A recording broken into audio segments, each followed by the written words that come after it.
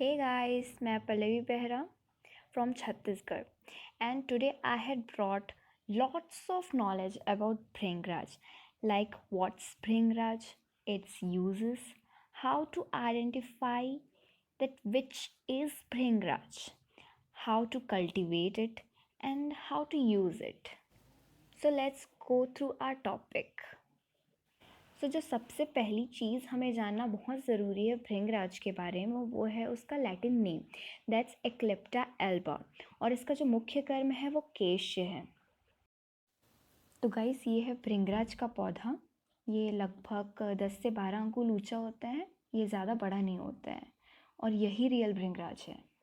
मैंने रियल भृंगराज इसलिए कहा है क्योंकि मोस्ट ऑफ द पीपल इसे भृंगराज समझते हैं। और इस प्लांट का नाम है एक पुष्पी, जो लैटिन नेम है ट्राइडेक्स प्रोकॉम्बिन्स। और एक पुष्पी और भृंगराज के फ्लावर्स पे भी बहुत डिफरेंस है, जिससे हम पहचान सकते हैं कि कौन सा प्लांट भृंगराज है। So the first one is ek pushpi and second one is bhringraj.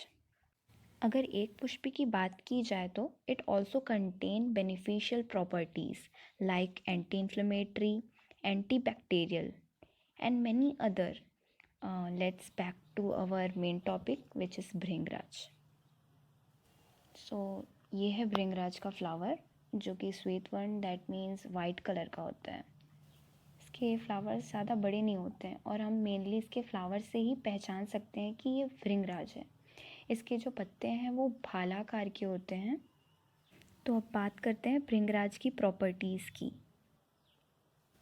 सो भृंगराज का जो मुख्य कर्म है वो केश्य है, that means it works on hair, and mainly इसका जो काम है वो केश रंजन, that means colouring the hair, and that's why it also known as kesraj, केस रंजन एंड मार्कर।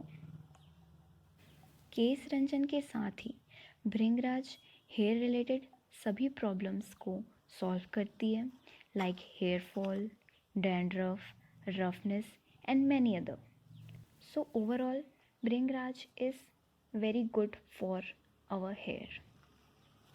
सो गाइस, हम जितने भी प्रोडक्ट हेयर रिलेटेड मार्केट से लेकर आते हैं जो आयुर्वेदिक प्रिपरेशन से बने हों, उन सब में भृंगराज एक मेन इंग्रेडिएंट्स है।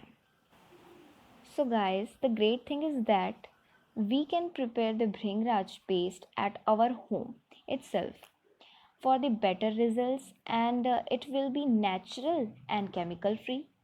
भृंगराज जो है वो बारिश के सीज़न पे बहुत ही ईजिली अवेलेबल हो जाता है, बस हमें इसे पहचानना होता है।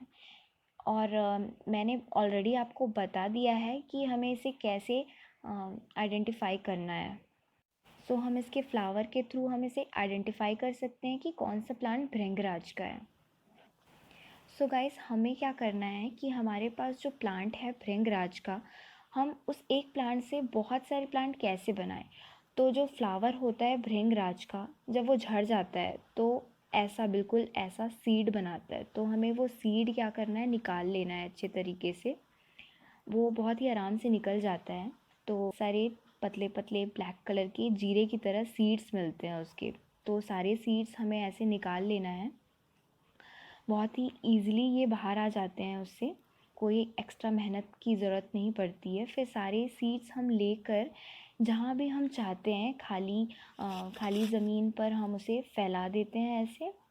फिर उसे थोड़ा सा मिट्टी के अंदर डालकर बाद में उसके ऊपर थोड़ा थोड़ा पानी डालते जाते हैं। ये मोस्टली जो है ये पानी वाले एरिया में ही होती है, तो बारिश के सीज़न में इसलिए होती है। तो देखिए, मैंने ऑलरेडी यहाँ पर पहले से लगा दिया है, तो थोड़े बड़े हुए हैं, फिर थोड़े और बड़े होते हैं। फिर जैसे मैंने टाइम टू टाइम इसमें लगाते गई हूँ, इसीलिए ये बड़े फिर बड़े ऐसे बढ़ते हुए मिल रहे हैं मुझे। अब अगर हम इसके पार्ट यूज्ड के बारे में बात करते हैं, तो हम इसके पंचांग, that means flower, seeds, leaves, roots, stem, everything we are going to use. So guys, अब इसे अगर हम बालों पर अप्लाई करने की बात करें तो हम इसे पेस्ट के फॉर्म में अप्लाई करेंगे अपने बालों पे, जिसके लिए हम इसे छोटे छोटे टुकड़े पे काट लेंगे और सील और लोढ़े की मदद से हम इसे अच्छे से एक स्मूथ पेस्ट बनाकर तैयार कर लेंगे। आप इसे मिक्सी से भी पीस सकते हैं। सो गाइस, हमें ये कुछ इस कंसिस्टेंसी में मिलता है। हम इसे हफ्ते में 3 बार अप्लाई कर सकते हैं and we can see a good result. So guys, that's all about Bhringraj, and thank you.